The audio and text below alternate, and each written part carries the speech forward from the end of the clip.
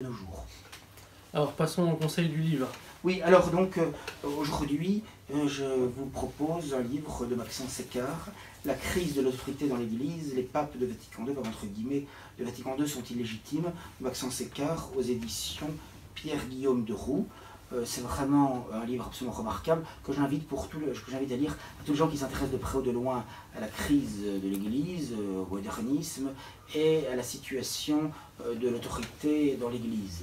Puisque je rappelle quand même que depuis 60 ans, nous vivons des choses absolument inouïes et qu'on nous enseigne le contraire de ce qui a été enseigné pendant des siècles. On peut le démontrer assez aisément dans tous les domaines. Et donc, il faut essayer de rechercher une explication. Et là, vous avez toutes les réponses avec Maxence Écart. C'est vraiment un livre remarquable, une grande érudition, très bien écrit, très clair, très pédagogique, et qui eh bien, montre de manière très convaincante, me semble-t-il, mais chacun pourra en juger lui-même, eh bien, que nous avons affaire à une fausse église, à une contre-église depuis 60 ans, et qu'il ne faut reconnaître aucune légitimité, aucune autorité aux occupants qui occupent légitimement le siège de Pierre, ainsi que à tous ceux qui occupent les sièges épiscopaux et autres de manière indue. Voilà. Et donc, parce qu'il y a quand même beaucoup de choses qui se posent, c'est-à-dire que les canonisations des saints par un pape par l'Église sont infaillibles, les théologiens l'ont toujours enseigné de manière certaine, et aujourd'hui on va canoniser des Paul VI, des Jean XXIII, des Jean-Paul II, et ils se canonisent les uns les autres d'ailleurs, même de manière très rapide, etc. C'est une façon de canoniser Vatican II et toutes les réformes détestables et désastreuses qu'ils ont imposées, et donc rien que déjà ça devrait quand même faire réfléchir. La façon, quel miracle ont-ils fait, quelle était leur sainteté, c'était une sainteté non pas catholique mais cathodique en fait, hein. On les voyait sans cesse à la télévision et ils tenaient le langage du monde, donc on voit très bien que comment un vrai pape peut-il canoniser des gens qui ne sont pas au ciel mais qui sont probablement en enfer, hein, qui étaient des suppôts de l'enfer, des suppôts de Satan. Bon. Par ailleurs, j'ajoute que donc c'est vrai pour la canonisation, c'est vrai pour la réforme de la messe.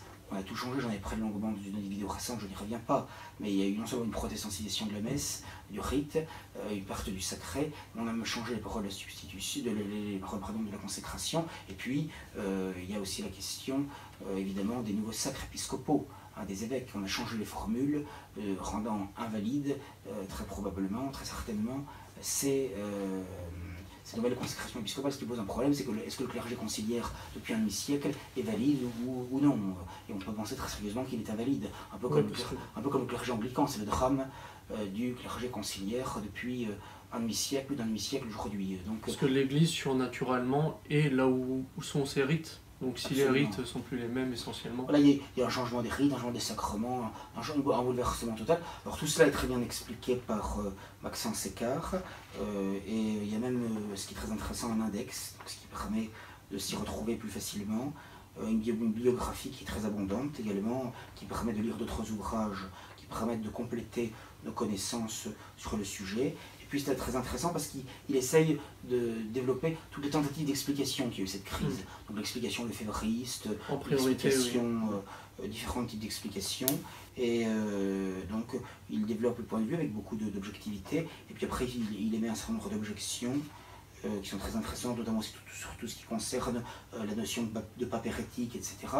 Et puis bien sûr, ce qui est très intéressant je trouve aussi, c'est tout ce qui concerne le temps de la fin du monde, puisqu'il s'appuie sur un certain nombre de prophéties de l'Ancien et surtout du Nouveau Testament, et singulièrement, mais pas seulement de l'Apocalypse, pour expliquer un petit peu ce qui se passe aujourd'hui. Et je trouve que c'est très éclairant et également très consolant, parce que ce sont quand même des prophéties de l'Écriture sainte, donc ça n'est pas rien, hein.